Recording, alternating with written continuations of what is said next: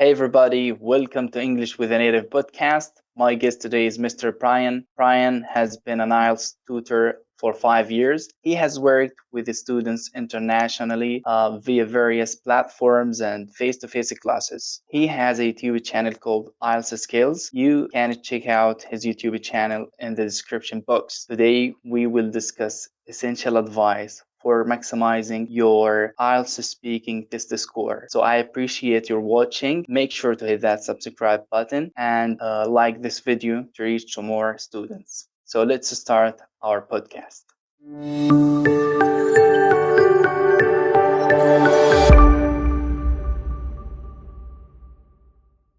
How are you, Mr. Brian? Hi, Masara. Nice to see you. Yeah, I'm well. Thank you very much. Thanks for having me today. Yeah, it's great to have you. Yeah, thank you so much for accepting that. So, Mr. Brian, what advice would you like to share with the students to maximize their IELTS speaking test scores? Hi, Masara. Yeah. So, like you said, I've been teaching IELTS now for about 5 years, online, offline. I've had a range of students in that time, and I guess teaching over those years has allowed me to gain a lot of experience and insight into the problems that students sometimes face, and also the misconceptions that they sometimes have about what is required to improve their score. So one of the first things I would say is that one of the most important things that students should do is actually download the band descriptor. Now, this is a set of conditions that is freely available online. I'm sure that you can provide a link for this underneath your video for your viewers. And what you're really doing by looking at the band descriptor is you're making yourself aware of what the examiner is looking for at each particular band level. So when you look at a band descriptor, it's basically just a document, it's a PDF, and it's split into 4 sections across the top. So it has 4 columns. The first column is your fluency and coherence, which we're going to talk about a little bit in a minute. The second column is your vocabulary. The third column is your grammar. And the final column is your pronunciation. And it then on the left-hand side of that document goes on a sliding scale from band 9, which is the best band that you can obtain in the IELTS exam, right the way down to band 1, which hopefully nobody is going to be getting. So I guess most students that take the test on the whole are, on average, really looking for band 6 and above. Depending on what they're going to need to take IELTS 4, they're probably going to need at least a band 6 to get into some kind of academic institution. If they're going to study in an English-speaking country, they're probably going to require at least a 7 on it, for the most part. For some people that might be emigrating, for example, off to Canada or other countries, usually the bar can even be a little bit higher than a 7, at least for some of the sections. So that band descriptor, as I said, it begins with a requirement for fluency and coherence. So the first thing to say is that fluency and coherence is completely controlled by vocabulary and grammar. Any language that you're going to speak requires vocabulary, which is words, and grammar, which is putting those words together in a sentence in the right kind of order. English is a very grammar-intensive language. Some languages don't require lots of kind of grammar rules. You can change the tenses within grammar in other languages fairly easily just by adding a word to the sentence. In English, there are numerous grammar tenses, and just changing the grammar tense can completely change the meaning of the sentence. the past, present, and future is very much dependent and expressed through different grammar tenses, but it's a bit more complex than that as well. So basically, if you're at a band 6 level, you might get quite a lot of that grammar wrong, but still be using grammar that's good enough to be understood. If you're at a band 7 level, then you really need to get a lot of that grammar correct.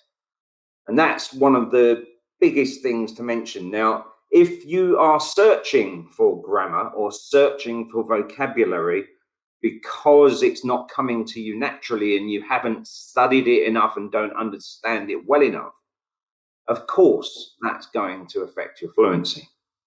You're going to have to slow right down to think about what word am I going to use? How am I going to put those words together? It's really going to affect your fluency and your speed of delivery.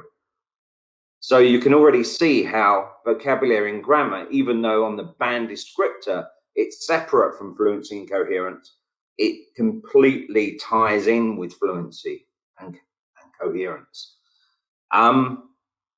The second thing to say is that if the grammar is incorrect as well and it's muddled and the vocabulary is inappropriate or wrong, then that is going to lead to misunderstandings, and that relates to the incoherence. So really your fluency is your speed of speech, and hesitation is part of that. And your coherence is how well you're understood. And those two things are directly related to your vocabulary and your grammar. So then we lead on to vocabulary. So at different band levels, there will be, subtle differences between the requirement of vocabulary use. The lower user will be able to express themselves with very kind of basic words. For example, I'm happy. Slightly more advanced users will know better vocabulary to express themselves. For example, really happy, you could say, I'm elated. So elated is a word that expresses that you're really happy.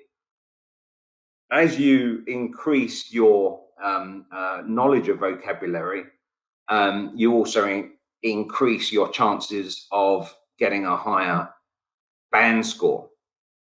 What students I noticed sometimes think, however, is that they confuse the requirement to use less common vocabulary with a need to find words that even native speakers don't use frequently, and that's incorrect. When they are in the IELTS band descriptor, when they're talking about vocabulary and less common vocabulary, what they're really referring to is vocabulary that's less commonly used by non-native speakers. So, for example, I've just given you an example there of the word elated. Probably a band 6 student, if I asked them what does elated mean, they probably wouldn't know. Maybe even a band 7 student might not know, however they might. I would expect a band 8 student to understand what that word means for sure. And of course, band 9. But band 9 is very rare and probably isn't really even necessary for most people. Although some people may have a desire to reach a band 9, in practice, most places aren't going to ask anyone for a band 9.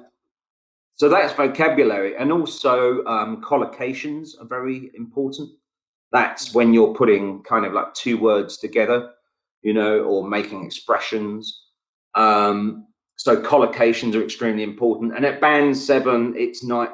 They're also looking for idiomatic expressions. So, for example, it cost an arm and a leg, which means it's expensive. You know, idiomatic expressions cannot be translated directly into the user's own language. And also, users should never try to directly translate from their own language into English, because it never sounds right. Thing, again, as I said to you before, going back to the beginning, vocabulary and grammar, improving those two areas is just, that's the thing that's going to get you the better score. That's the thing that's going to get you through the test. Let's lead on to grammar. Students really don't like to study grammar a lot of the time. They find it boring. They find it dull. It's time consuming. All of those things are true. However, if you really want to go up the levels of English language speaking, then I'm afraid you need to put in the work. You need to put in the time to study the grammar and get there. You know, the ways that you can do that, of course, there are books. I would absolutely recommend the Raymond Murphy Grammar, English Grammar in Use. I think the latest book is the 5th edition with a blue cover. It's a fantastic book for learning grammar, especially it's for intermediate students who want to learn the grammar independently, and they can do from this book. It has all the answers in it at the back. It has a study guide. It has a whole way of teaching students grammar in a very simple way. It breaks it down into all the different areas of grammar and has exercises with it. But that's not the only way that you can study grammar. You know, if you're reading books, which I thoroughly recommend, you know, reading is so important. I often ask students, do you read? And the amount of students that say to me, no, I don't, is, you know, astounding, because how can you pick up new vocabulary? Learning vocabulary and putting it together in that grammatical way, in those complex sentences, using that range of grammatical structures. What better way to see that happen than right in front of you coming off the page? Yeah. You know, reading books is fantastic. If you don't like books, you can read articles. You can read transcripts off of TED Talks. You can read all sorts of things. TED Talk transcriptions are very good because you can read the transcription, but you can also play those particular sentences, but just by clicking on them, and then you can hear the pronunciation of the words as well. And I guess that then leads us on to pronunciation. So all I really want to say about this is, does it matter if you have an accent? Absolutely not. You know, accents, I think, make the world more interesting, make people sound more interesting. Does an accent interfere with my pronunciation? The simple answer is it might. It could. If you do have a fairly strong accent, what you must do is make sure that you're pronouncing the features of the word correctly. So that's your phonetics. And also, if you do have a strong accent, try to compensate for that by just slowing down. And people are, you know, students in the test, they often speak very quickly because they're nervous. So if you've got a strong accent and you're nervous, there's a good chance that you might be misunderstood simply because you're speaking too quickly in conjunction with your accent, and that's called accent interference, and that can be a problem.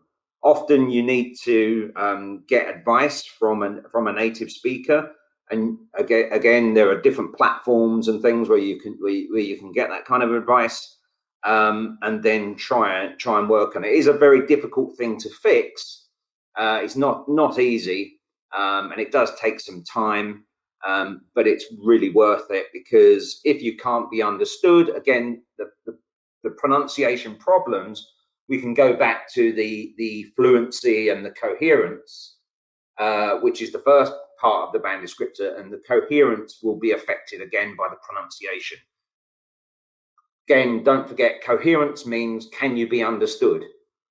So you may not be understood, or you may be misunderstood because you're using the wrong vocabulary, because your grammar isn't correct, but also simply because your pronunciation is hard for the person receiving what you're saying to understand you. So the last thing to talk about, I guess, is paraphrasing and synonyms. Paraphrasing is when we take the keywords in questions and we try to find other words which mean the same, or expressions which convey the same meaning. And of course, whether they be other words or expressions, we can think of those as synonyms. We might also be able to change the word form of a word so that it's the same word but in a slightly different form. For example, if the question is, who did you complain to? You might be able to say something like, I made a complaint to. So that would be a form of paraphrasing as well. Paraphrasing and synonyms are extremely important in IELTS, especially at band 7 and above, because they are showing that you understand the question, but also that you have a good enough vocabulary that is able to adapt to the question and express an answer in a, using a slightly different vocabulary. And of course, it just makes it more interesting to listen to. So that's one of the key skills. And you'll find that as you build up your vocabulary, your synonyms will come to you more easily.